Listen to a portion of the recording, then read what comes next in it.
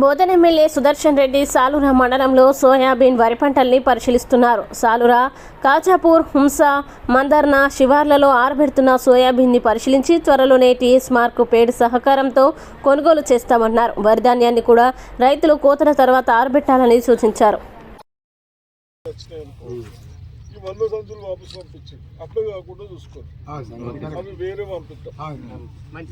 మనోళ్ళకు state గవర్నమెంట్కో దేనికో అదొక్కటి తప్పు చేయకూడదు. మంచిది సార్. అయితే ఇవన్నీ పెట్టిద్దాం కాంటలు. ఇప్పుడు 2 రోజులు పెట్టినా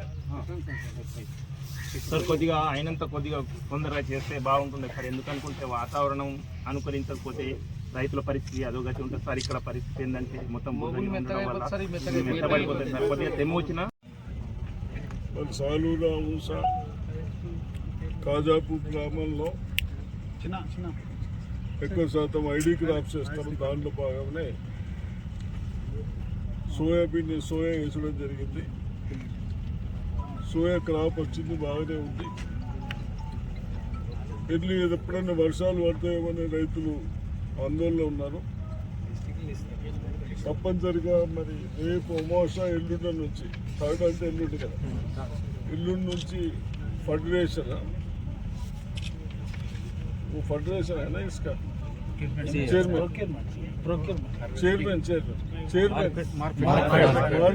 మార్కెట్ చైర్మన్ వారు 3rd నాడు వచ్చి స్టార్ట్ చేస్తాడు.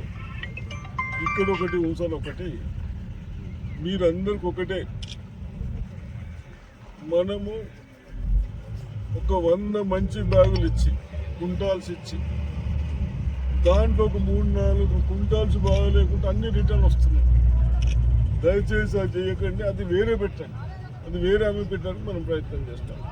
అర్థమైందా? అది చేయండి. అది చేస్తారు. అదేవిధంగా ప్యాడీ కూడా రేటు పోతూ ఉన్నట్టు పచ్చగా కొనకపోతూ ఉన్నారు. మీ దగ్గర ఇంకా లేట్ ఉన్నట్టు. ప్యాడీ కూడా ఎడిపల్లి మండలంలో అన్ని పచ్చే అమ్మేస్తున్నారు 2300కు. ఆ విధంగా అవకాశం ఉంటే అక్కడ అమ్ముకోండి.